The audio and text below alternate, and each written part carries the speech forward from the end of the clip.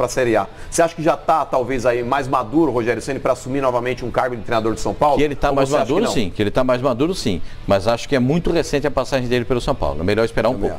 Eu colocaria... Você não recontrataria o Rogério Ceni? Eu duvido que o Leco hoje e o Rogério Ceni trabalharam juntos. O Fortaleza entregou a ele já uma proposta para renovação de contrato. Porque eu não sei até que ponto, Pascoal, o Fortaleza vai subir, vai jogar a primeira divisão. Na mesma nota, eu não sei até que ponto que não existe um vestígio, talvez, aí por parte da torcida do interesse na volta dele. O Leco com o Rogério Ceni, você acha possível? Pascoal, dirigente quando quer engole sapo. O Rogério Ceni não engole, velho. Esquece. Não, Rogério não, tô falando do Fábio Sormani, você que estuda psique humana, você que gosta de estudar, né, a cabeça das pessoas. Fala o nosso Freud aqui. Não, você não fala que gosta desses assuntos? Eu gosto. Deixa eu falar pra você. Rogério Ceni tava lá. Aí, pô, não dá, melhor tirar. Pô, não tá bem, não é treinador. Aí precisa de um diretor, precisa de um Raí, precisa de um Lugano. Aí manda o Rogério Ceni embora, contrata Raí Lugano. 6 meses depois, deixa eu te falar, precisa trazer o Rogério Ceni de volta. Deixa eu te falar, não é possível, Raí Lugano. O que passa na mente das pessoas? Juro, esse tema aqui. É doentio, é isso? É papo de maluco. Não, é papo de maluco. Não, é o seguinte, se é que eu entendi o que você está dizendo, o Rogério Ceni não tinha condições de ser técnico do São Paulo quando ele assumiu o São Paulo. Ele deveria ter feito o que ele fez nesse momento. Dirigiu um Fortaleza, ou começava no São Paulo B, exatamente como começaram o Luiz Henrique, o Guardiola, o Zidane, o Muricy, que era o time, na verdade, que era o treinador do Expressinho, quando o Tele era o técnico principal. Então, naquela época, se o Rogério tivesse feito isso, ele não teria passado pelo que ele passou no São Paulo. Acho que o Rogério, depois da experiência que ele teve lá, da experiência que ele está vivendo no Fortaleza nesse momento, ele já tem uma certa casca que o possibilita que dirigir, por exemplo, o São Paulo novamente. Eu acho que ele vai querer voltar. O Rogério Ceni é um cara ambicioso. Ele é movido a desafios. E o grande desafio dele nesse momento, na carreira dele de treinador, não é levar o Fortaleza a ser campeão da Série B e jogar a Série A. O grande desafio do Rogério, todo mundo sabe disso, é dirigir o São Paulo e fazer do São Paulo campeão do mundo. Esse é o grande desafio do Rogério. Agora, ele começou muito, ele atropelou. Ele atropelou fases, né? Ele pulou fases quando não deveria ter feito isso. Porque uma coisa é você jogar, outra coisa é você treinar. Dá treino, dá trabalho. Não é que você chega lá, põe o chapeuzinho, o apito no pescoço, joga a bola e vai fazer. Não, você tem que estudar. Um baita você planejamento. Tem que olhar, planejamento. Não é fácil. Ele teria que ter passado por isso. Está passando agora. Acho que ele vai acabar voltando. Para o ano que vem, não tiraria o Aguirre. Não tiraria. Mas eu acho que é questão de tempo o Rogério voltar a ser técnico do São Paulo. Até porque eu acho que o São Paulo vai ficar entre quarto lugar, no máximo quinto. Eu preciso estudar a tua. Na sua contabilidade, quarto. Na minha contabilidade é quinto lugar. O São Paulo vai classificar para a Libertadores, que é o lugar onde a direção do São Paulo imaginou o time. Desde o momento, até no momento que o time estava na liderança, a diretoria sempre falava, calma. Se ficar para Libertadores tá legal, não tem porque vai faltar o punch final. Time Libertadores, o brasileiro gosta de uma Libertadores. É porque tem que estar na Libertadores. Estar na Libertadores por estar na Libertadores é pagar mico, Pascoal. O Corinthians não queria ficar na Libertadores. Mas ganha dinheiro, mas é que tá, Rodrigo. Gera crise, cachê. Time fraco em Libertadores é igual feio na balada. Não tem que ir. Veja como é que é esse negócio. O Corinthians não tem patrocínio na camisa o ano inteiro. Vai ter na última partida.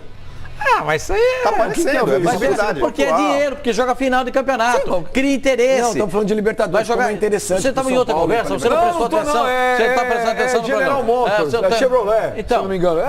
Quem tem a ver isso aí com o Corinthians ter um patrocínio? Porque está exposto, o Mano está falando, o clube brasileiro gosta de Libertadores. Por que não conseguiu pro jogo de ontem? Ô, Rodrigo Bueno. Outra coisa. Rodrigo Bueno, eu queria que o senhor me explicasse.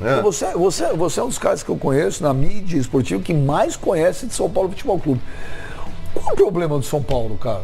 Por que o São Paulo, que é aquele time que era time de vanguarda, era time referência, era exemplo, era isso, era aquilo, o que aconteceu com o São Paulo? O São Paulo, é estranho ver o São Paulo tantos anos sem ganhar nada. Bom, não é um fator só, né? Tem muita coisa de muitos anos. São Paulo nos últimos 10 anos ganhou só uma Copa Sul-Americana. algo impensável para quem viveu o São Paulo nos anos 70, anos 80, anos 90. Vinha de um tri brasileiro. O São Paulo, se você pegar na história, o São Paulo foi fundado em 30. Aí ele ganhou o Campeonato Paulista em 31. Aí ele teve uma série de problemas político-administrativos. E financeiro. Né? Ele fechou o departamento de futebol em 35, voltou em 35. Ele ficou 12 anos sem ser campeão, entre 31 e 43. Mas é uma coisa compreensível pelas crises que o São Paulo passou político-administrativas. Aí o São Paulo ficou um período no ostracismo, na época da construção do Morumbi e na época que você tinha um Campeonato Paulista com pontos corridos, com o Santos do Pelé e o Palmeiras da Academia. Como é que o São Paulo ia ser campeão entre 57 e 70, botando toda essa energia no Morumbi, tendo o Santos do Pelé e o Palmeiras da Academia? Você entende, bom, vai ficar ali, terceiro, quarto, se der vice-campeão e tal. E o São Paulo teve um momento ruim no meio dos anos 90, a venda do Denilson ajudou, porque o São Paulo construiu aquelas amortecedores no Morumbi. Então o São Paulo teve um problema financeiro também geralmente questão ligada com o estádio.